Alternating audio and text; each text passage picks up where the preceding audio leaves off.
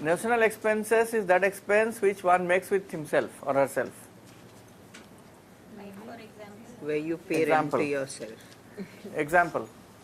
So, suppose you have a building and it's your own building and you are running 4 projects and you charge 20,000 rupees rent to each project. So, what happens?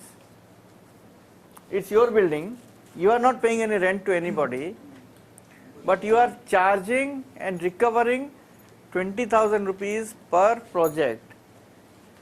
For 4 projects, 80,000 rupees per month. But let us understand this whole concept. So what happens is, donor funds are restricted grants, right? So when you charge the donors, their grant balance goes down. But actually on the other hand, you are taking it to your general reserves or other funds of the organization and your organizational funds go up. So when you report to the donor, you report that this was spent, but on the other hand, this is not actually spent because you require 2 different parties to have a transaction, to have 2 independent parties to have a transaction, a valid transaction, right?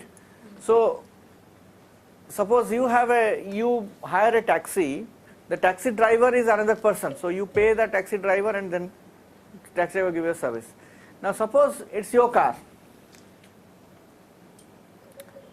and then if you pay yourself per kilometer, let's say 15 rupees, because that is what, or say 18 rupees, I don't know what these Meru cabs charge, 19.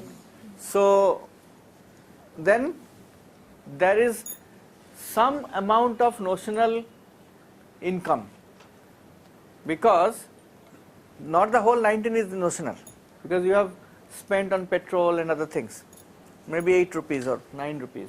So another 10 rupees per kilometer is what is notional, which gets generated. But why would you pay yourself? That's what. So therefore it is like having a transaction with oneself. It's like taking some money from your one pocket and putting it in another pocket.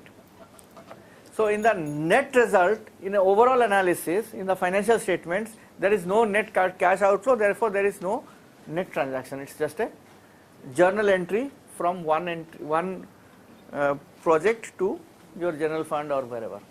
So Now, it's not a private thingy. As in, it's not, the money hasn't gone into your private pocket, it's still gone into your... Into the organization. Into the organization. Okay. Now this is a very prevalent practice within the NGO sector today. Now the ethics part of it we will have to deal with. See, first of all, notional expenses, because we are coming into budget, so therefore we are discussing this. Notional expenses is, first it is an issue of transparency. Whether the donor knows, is aware that this amount is charged or not, that's where your issue comes up. You know, whether it's cheating, it depends on whether the donor knows or not.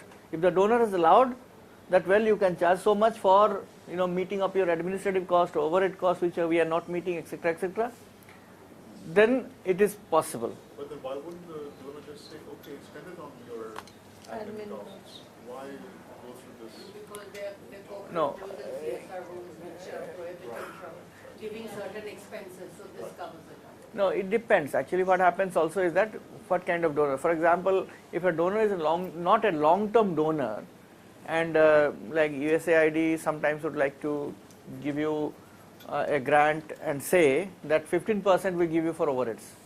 You don't report, just take 15%. If you spend more, it's your headache. If you spend less, it's your saving. So, so like that, there are various donors who say like that. So first of all, whether there is transparency within is a very important issue. Secondly, I think it's also very important to see that the amount that we are or the project that we are implementing out of donor funds.